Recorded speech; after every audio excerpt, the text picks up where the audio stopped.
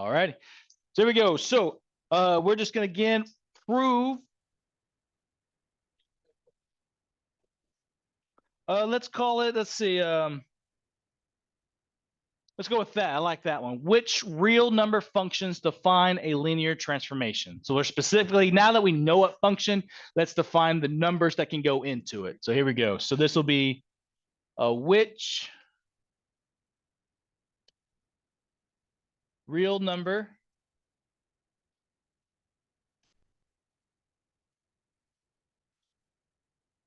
function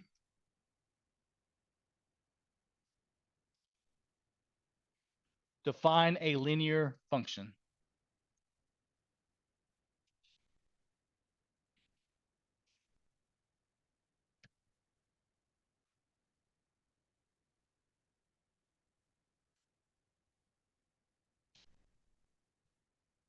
All right, so we have officially determined in your study that f of x equals x squared and f of x equals the square root of x. Does that hold a linear transformation?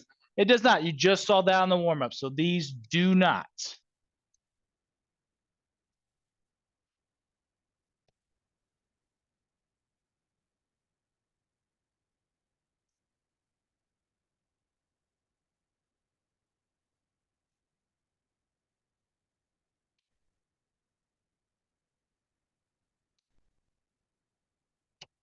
But we have now determined that one function does, and it was a function of this, f of x equals ax.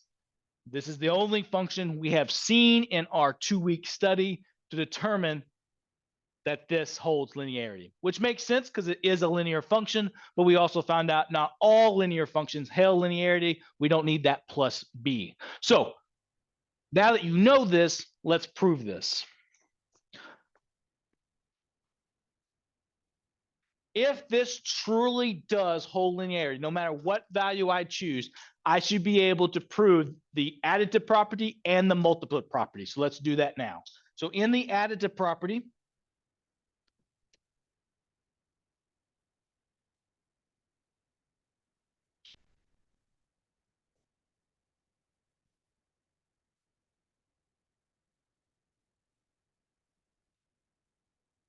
we should be able to figure this out. So there we go. So this is f of x plus y equals f of x plus f of y. So if I plug in x plus y into this function, tell me how that looks. What's the A? The A is going to represent any number in front of x. So we saw an example of like 1/2 x worked, 2x worked. We saw pi x worked. We've seen all of these functions with a number in x, but in math, we can't just say, oh, it's any number in x. That number will be just A, where A is all numbers. Right? So what would f of x plus y look like if f of x equals ax? Perfect. And then what's f of x going to look like? A.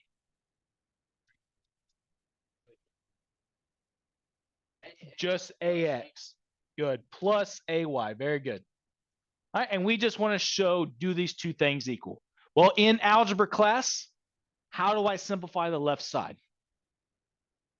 Distribute. So when I distribute this a, what's a times x? What's a times y? Do these two functions equal now? They do. So it did hold additive inverse for any value of a. So if I would plug any random number in here, it would have worked every single time. Let's prove the multiplicative property. Let's do a different color to separate notes.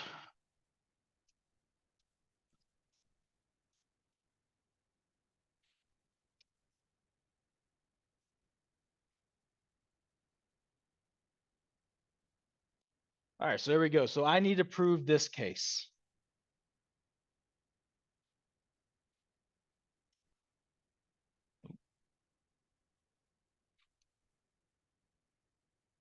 All right.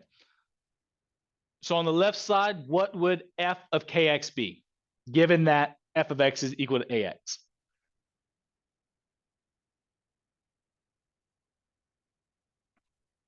Not quite, not yet. So how would f of k of x look like if f of x is equal to ax? Not I thought quite. the A- That's what it would be. So on the left side, it will actually be the a, because you're going to plug in kx for this x, and then you have the kx here. Right. Now on the right side, what is k times f of x? Now it's going to be kax. Right. And we talked about the commutative property of multiplication when we first saw this. So even though I have a times kx, could I switch a and k and that not change the value? Yes, so that's what we're going to do. We're going to switch a and k so that I now get kax. Do the left and right side now equal? They do. So that means that no matter what value I would have chose for k or a, I would have got to the same conclusion. Yes, sir. yeah, plus What we can do in our proof, we can state by using the commutative spelling. Hold on. Commutative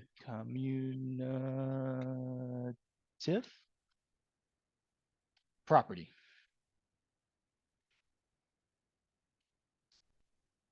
Of multiplication.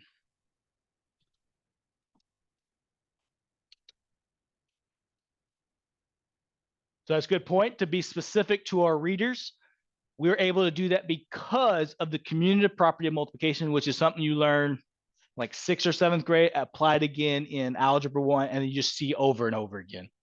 Meaning what that means is order doesn't matter. 2 times 3 is what? 3 times 2 is what? So that's why I was able to switch that. Any other questions there? Well, what if they're different? Huh? Well, that's what I just did. So like 5 and 8. 5 times 8 is 8 times 5 would be 40. So it doesn't matter. Multiplication is commutative. So is addition, but subtraction and division is not. Order does matter with those. It was like a square root, but you still did it. No, and we've seen that. We just saw that in the Oh, warm up, yeah. right? If the 2 is on the inside versus the outside, that mattered. We got 2 versus 2.8 something. It's good questions. Any other questions there? So that means this truly is a function that holds linearity. All right. So with that said, if it truly holds linearity, we have this thing that we're going to use so we don't have to write the word linearity no more. And we're going to use this guy where it's just an L. I do apologize for the extra noise out there. But the L, instead of writing linear transformations,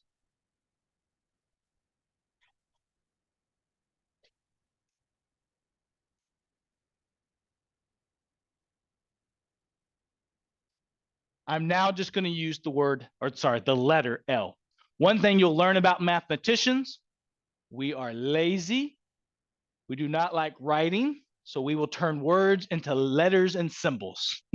So anytime you see a capital L, it's going to represent some type of linear transformation. Now, graphically, a linear transformation just simply means, just to have a visual aid of it, is if I'm here, I'm going to linearly transform it somewhere else. I'm literally just going to graph it. So I'm literally putting a linear transformation. I'm going to go this way, and then I'm going to go that way. And you can go in the opposite direction as well. And so on and so on. Right? That's all a linear transformation is, meaning I can graph it in a linear line of points. Right? So if this truly does hold, then I should be able to do something like this. When you see something in this sense, you'll see it as L, the linear transformation, mapping real numbers to real numbers, which makes sense. What's 1 plus 1? So this is a L for linear transformation, more notation. The bolded R, or what I call bolded R, these mean real numbers. Oh, this represents mapping. Meaning I can map one number to another number. For instance, a good example, what's 1 plus 1? 2, you just map 1 to 2. You did an operation in which it went from a real number to another real number. Same thing with multiplication. What's 1 times 1? Well, 1, but 1 times 1. And so you just map 1 to 1. So it can map to itself because 1's still a real number. So that's all that means. This is just notation that you'll see. Just don't get hung up on it. So the questions that you'll start seeing now is I'm going to start saying, well, if it's a linear transformation, we don't need a function anymore, that maps 2 to 8. I don't know what the function is, but I know when I plug it into it, I plug in a 2 in, I get an 8 out, right? Then it's going to come back and it's going to say, and a linear transformation in which I plug in a 3 and it pops out a 12. You don't have to know what the function is. It's literally just stating, if I plug a 2 into this function, 8 pops out. If I plug a 3 into this function, 12 pops out. And that's the information it's going to give you. Good so far? It's going to ask you these questions. It's going to say, well, if this is true, what?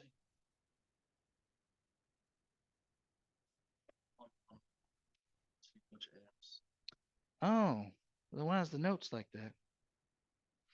Wonder if we'll map to it eventually.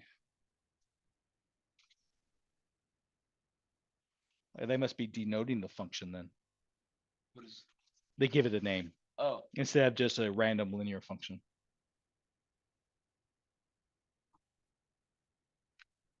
We're not on any page. F10, lesson Oh, he was looking at the problem set that we'll be getting into. Yeah. Yeah, no. Right now we're just taking notes. I'll bring that all together then when we wrap up this lecture. All right, so this is what the question will be. It'd be like, what is the mapping if I plug a 5 in there? Right? Let's investigate. This is how they want you to do it.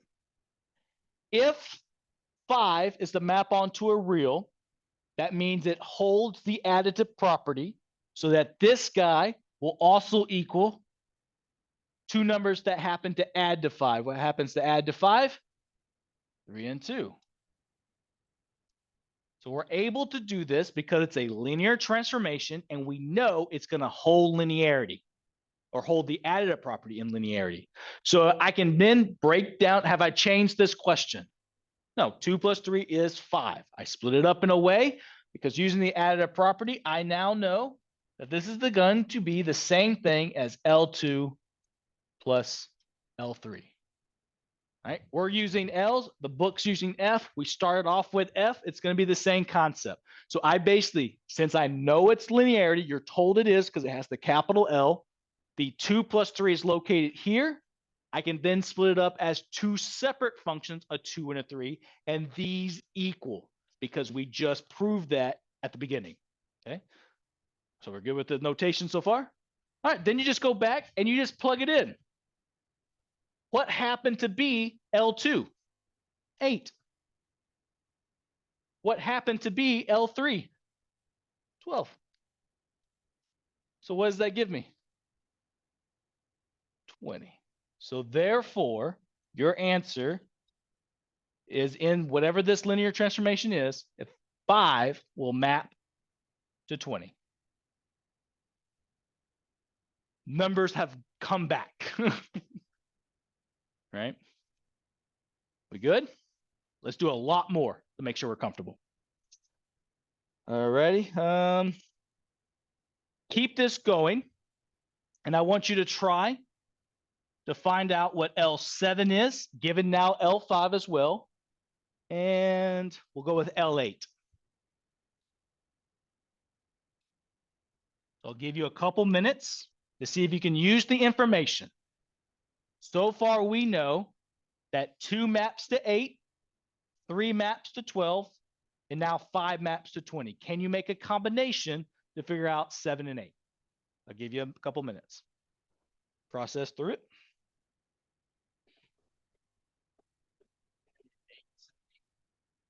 No, sir. Yeah. You're going to figure out what is stuff. So like I told you 2 was 8. I told you 3 was 12. We'll use that concept to help us find out what 5 is, which was just 20. Can you use the same kind of processes to figure out what 7 and 8 will be?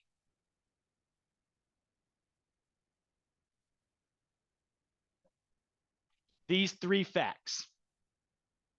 These 2 problems are still attached to this linear transformation. So using the fact that 2 maps to 8, 3 map to 12, 5 map to 20, can you come up with an answer to see what 7 maps to and 8 maps to?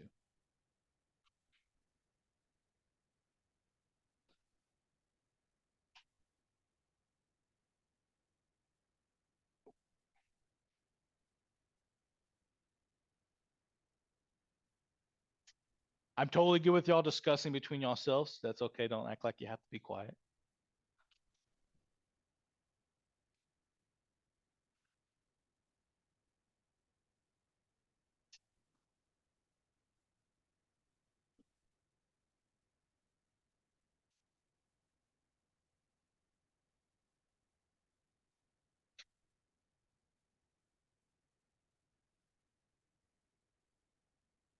I'm about to right now.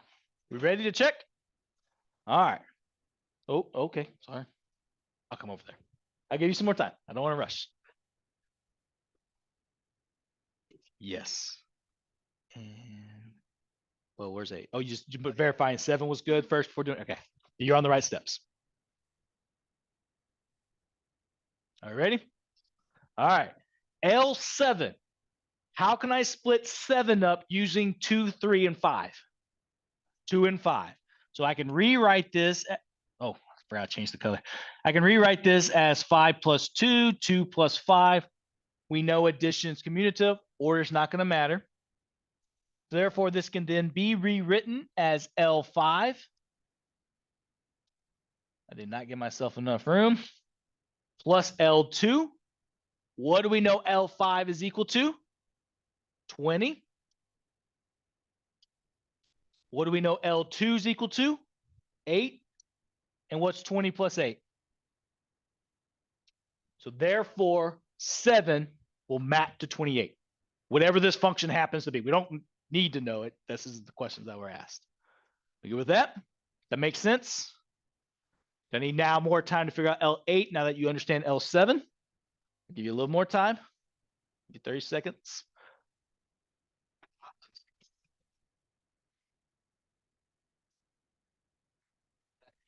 In pre-cal, we're going to need to show our steps.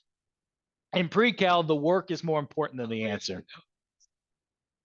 On question, well, it depends. If it's like a multiple choice question, obviously there's no much work. On our free response, it's going to be the work that gets you there. Right. Yes, sir. Are we ready? All right. Now knowing, because we get to add in 7 now that we have this denoted. Now knowing 2, 3, 5, and 7, how can I split 8 up? 5 and 3.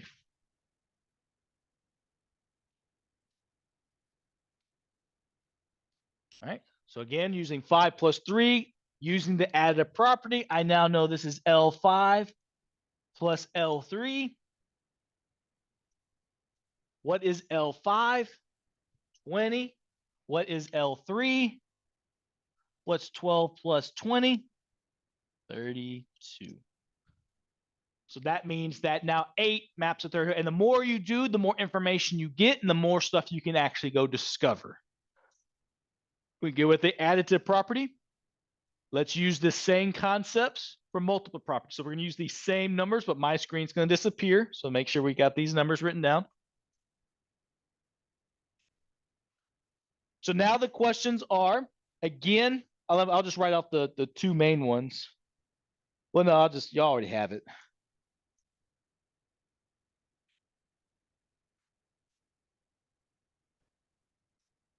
Yeah, I want to see the process. So I'm going to see you using the additive property. Yeah, don't skip it. Now, if it's multiple choice, obviously you could probably do a lot in your head, but if it's a free response question, it's the process that you're getting graded on. Find L of 6. Let's see if I can do it real quick.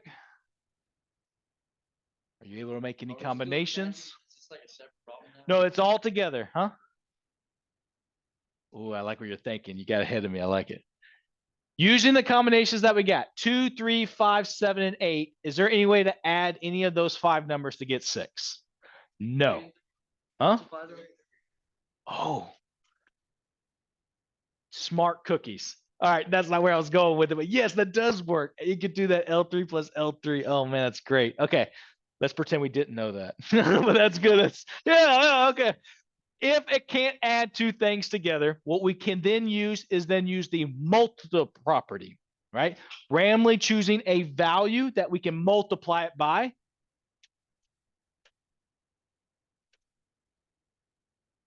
So it'll be inside at first. In this situation, actually doesn't matter which one you want your K to be because we do have a 2 and a 3 that maps to something. But for the sake of this argument, let's pretend the K is 2. So since it's a linear function, it holds multiple property. That K I can technically pull out of the function, right? Just like we see over there. So I can rewrite this as 2 times L3. What did we know L3 was? 12. So this just now becomes 2 times 12, which is 24, which is great because if you split up into 3 and 3, you still got 12 plus 12. Right? Questions on how to use the multiple property. This comes in clutch when you don't have a way to add numbers in, and you have to use them like a scalar multiple.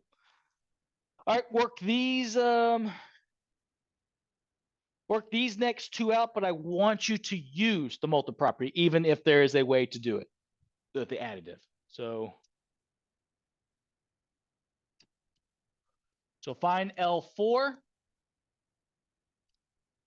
And then I want you to find L8 again, but using the multiple property. And that word's a tongue twister. Yes, yes, both of them. I don't want you to use additive, even though there's a way to do it. Please use the multiple property.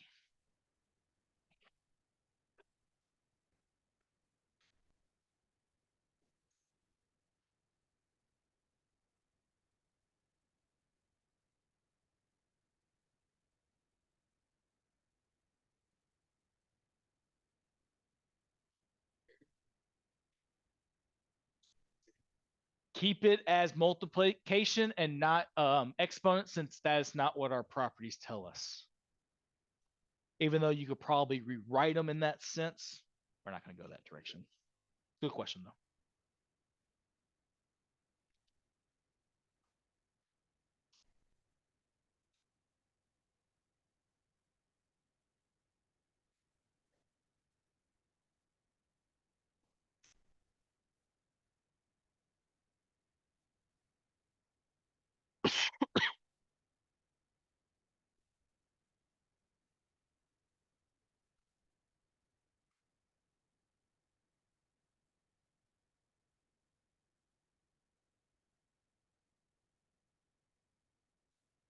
One time.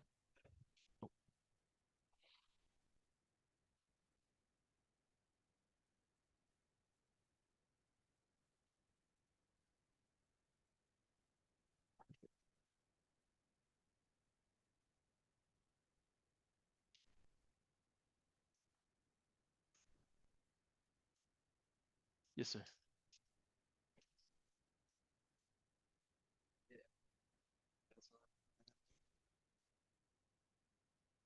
But I want you to use the multiple property. Is that not what I did? Use the additive property. Oh. Yeah. You're technically correct, yes, but if it's being asked specifically to use the multiple property, pull out a scalar that will multiply to it.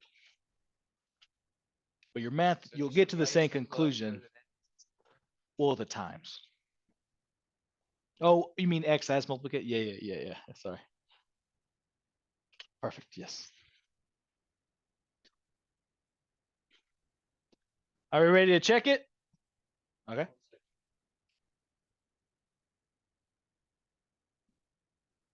Okay. All right. So again, these problems can be done using the additive property, but I'm asking specifically for the multiplicative property to be used. So what two numbers can multiply to 4? 2 and 2. Obviously, they're both 2, so it's not gonna matter which one you assign K to. So I'm gonna factor out a K, which is what I can do. So I now get 2 times L of 2. And what was L of 2? 8. So now this becomes 2 times 8, which is 16. Perfect. L of 4 would be equal to 16. Yes. Yeah. So this guy equals that guy. Yes. Perfect. Again, using the multiplicative property, what two things multiply to 8? 2 and 4, right? Now, we didn't have 4 before, but now we do. So we are able to use the moment you define it, you're able to use it in the next process. Right? If I wouldn't have defined that and that's where I would gone, I'd had a lot harder of a time trying to figure that out. Right? All right, so then I can then factor out that 2. And what was L of 4? So now I get 2 times 16, which is 32. And again, if you would have used the additive property, you would have got to the same conclusions, but just pay attention to what the question's wanting to use. If it's multiple choice, especially like on an ACT type question, it really doesn't know what you did as long as you got to the correct answer. So you have that flexibility. Yes, sir. So, Mr. Smith, so say that like you did not have to find 4, and it asked us like a problem asked us to find 8. Would we have to find 4? We could find 8 because nothing else. Sometimes you do, but you could have used the additive property. And since you knew 2 and 3, it would have been a long process, but you could have done 2 plus 2 plus 2 plus 2, and that added all those up. Yes.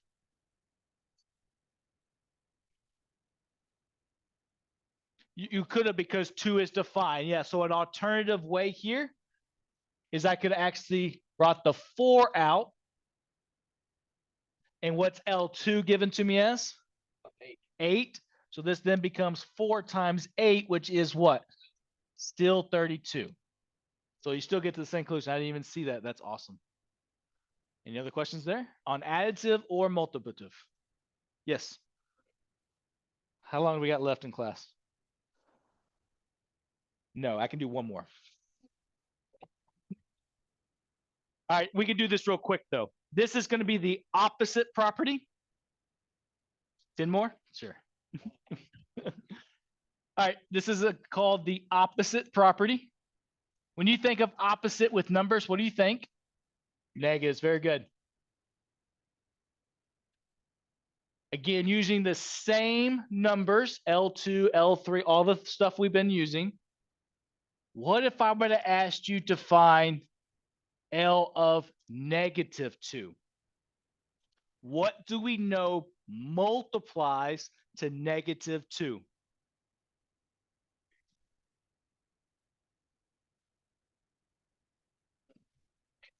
Good, -1 and 2. So we can do the same concept as what we just did and break it apart to have a K with that scalar multiple. And we can rewrite this as -1 times 2, where now the K is going to be -1. We proved at the beginning of this lecture that K can be any real number. Negative numbers are real. So now this becomes -1 times L2. And what did we define L2 as? 8. So now this becomes -1 times 8, which is -8. There you go. Exactly. Opposite property. Huh? Okay. Yes, sir. All right, how long do I got now? You're welcome. All right, so we got time for y'all to do 1 or 3. Try these real quick. You should be able to do this in probably the same amount of time that I'm actually writing these out. So try L of -4. L of oh. We'll pick up there to Monday. Enjoy y'all's weekend. I hope you have a relaxing time. Football players, good luck tonight. Oh, I can't help that.